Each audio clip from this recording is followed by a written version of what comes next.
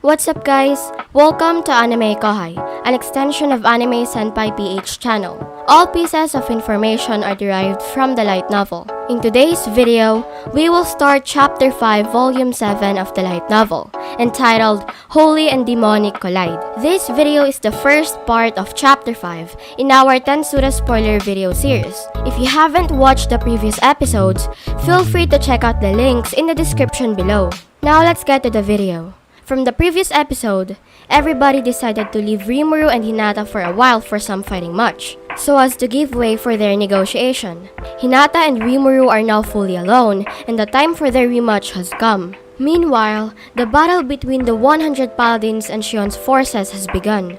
Renard is the vice captain of the Crusader forces. He himself is not a paladin exactly, but he is a holy wizard. Holy wizard is a special class, which can claim only by those who have mastered elemental, aspectual, and holy magic. Setting aside his mastery of sorcerer's magic, Renard is laudable enough as a paladin to serve as a commander.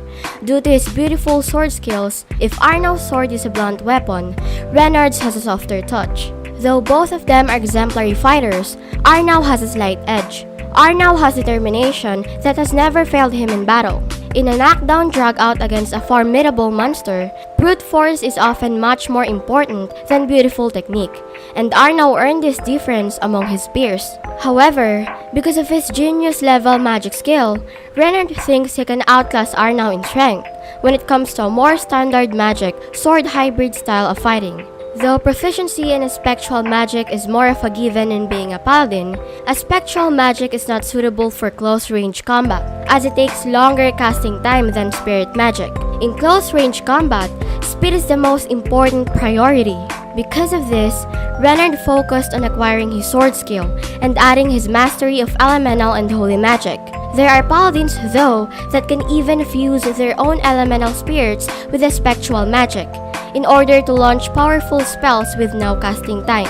Renard's attraction to the charms of the sword started when he met Hinata. Back when he was a student, he studied abroad in a small nation that fell under the threat of the demon lord Valentine. It was Hinata, who was newly ordained as a paladin at the time, who came to the rescue. Hinata was so strong that a single swipe of a rapier wiped out enormous amount of monsters. Even demons several times a human size were helplessly slaughtered. Hinata's arrival saved that nation, and since that time, Renard started on his quest to master the blade.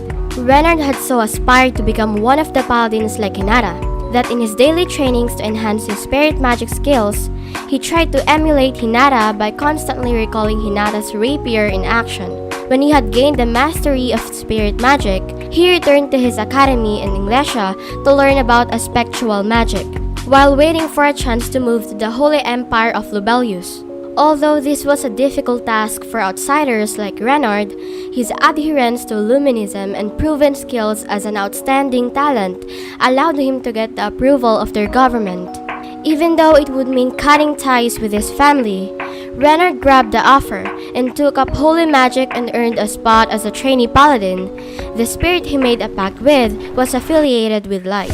After joining the paladin guard, Renard quickly became Hinata's personal aide, and being an aide to such a beautiful paladin with countless admirers was a source of unlimited pride to Renard.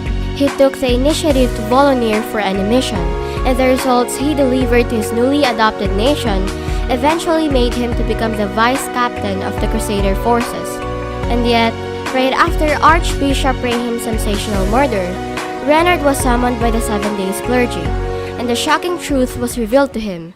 According to the 7 Days clergy, Hinata was involved with the demon lord Valentine, and they came to know about it when they were about to kill Valentine. He begged for mercy and confessed it. To be fair, Valentine's death was in no way connected with anybody.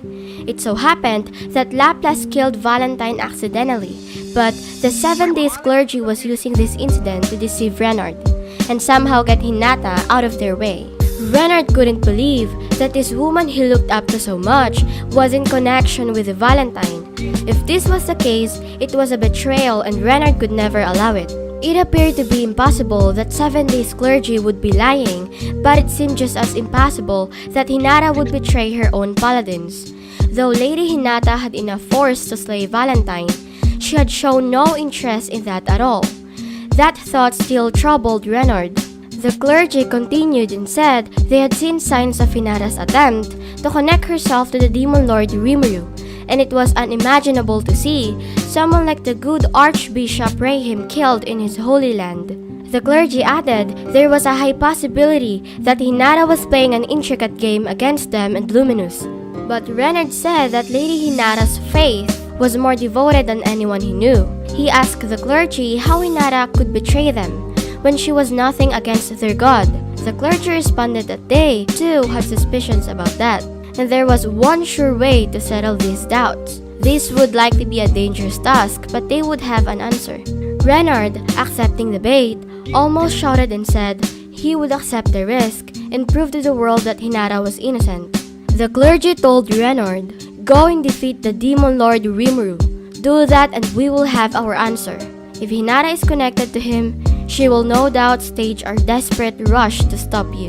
Since the clergy expected that the belief Veldora was back would lose his confidence, they tricked Renard into believing that all of that was just wishful thinking, and that Rimuru and Hinata's first encounter was the very moment that Hinata had fallen under the demon lord's spell. Renard began to think that Hinata needed his salvation, and he was the only one who could do it, so he made up his mind and accepted the task. If he found out that Hinata had been deliberately deceiving all the paladins that served her, Renard was not afraid to strike her down. So Renard set off directly, violating Hinata's order. By the time Renard was inside the forest of Jura, his suspicion had grown to undeniable fact in his mind, because he observed that there were far too few magicules in the air, which should not be the case if Veldora had resurrected. And the only people who claimed to know firsthand that Veldora had awoken was Hinata and the Holy Emperor. It might even be possible that Hinata was deceiving the Holy Emperor himself, according to the 7 Days clergy. With this in mind, Renard concluded that Veldora's resurrection was nonsense, and that Hinata had most likely betrayed all of Luminism. Renard was deploying his troops and attempting to launch a holy field, when he was attacked by monsters, as if they had waited for that exact moment to strike. Garde, his companion, asked Renard if it was possible that Hinata had sold them out, and that she learned of their actions and tipped off the demon lord. Renard recalled the words of the 7 Days clergy. If Hinata was connected to Rimuru, she would no doubt stage a desperate rush to stop Renard.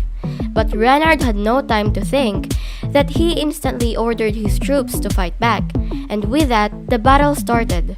They were surprised that the enemies were stronger than expected, though they had not seen them all yet.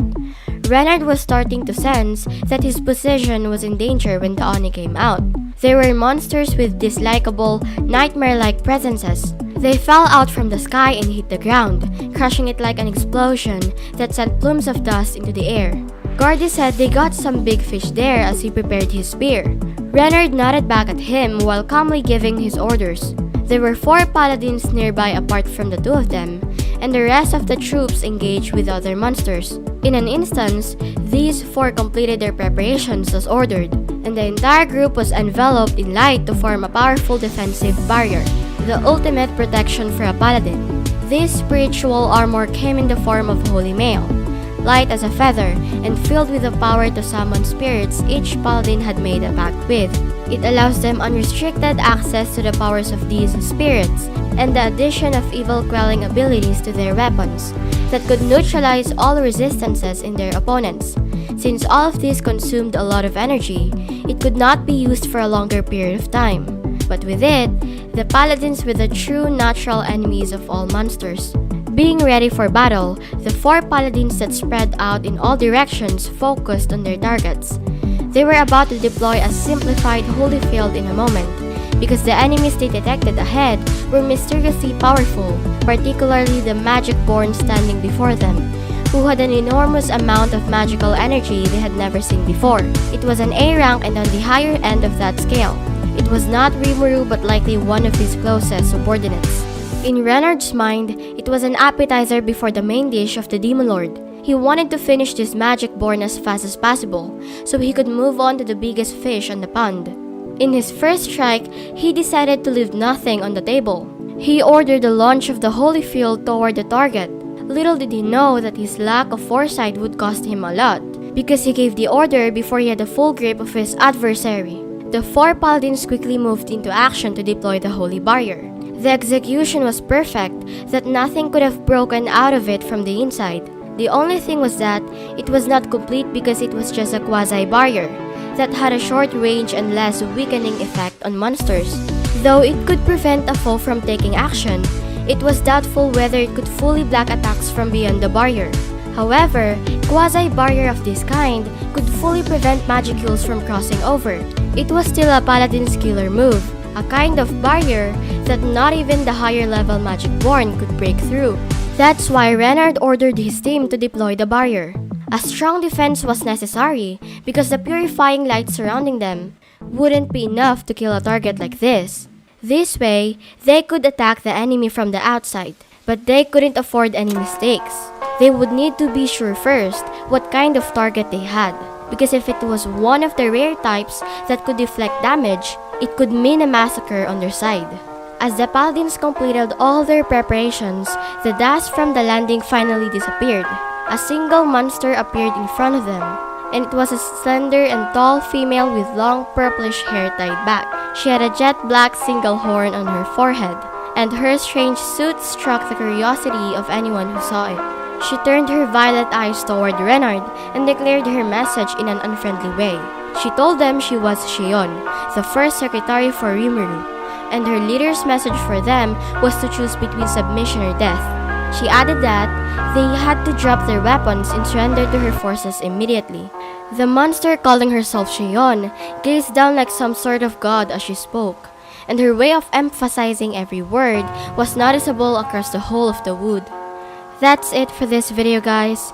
If you haven't subscribed yet, please subscribe and click the bell notification icon so you will never miss the upcoming continuation of Tensura spoiler video series. Thank you for always watching my videos and supporting my channel. Shout out to the top 10 commenters on my previous video. Shout out to Joshua, Peanut, Joseph Rivero, TX Tisuki VFX, Lea Victor Adraneda, Chris Lawrence Sol, Manoj Gurung, Airo Darkwind, Romel Babar, and last but not the least, shout out to I Am That Guy.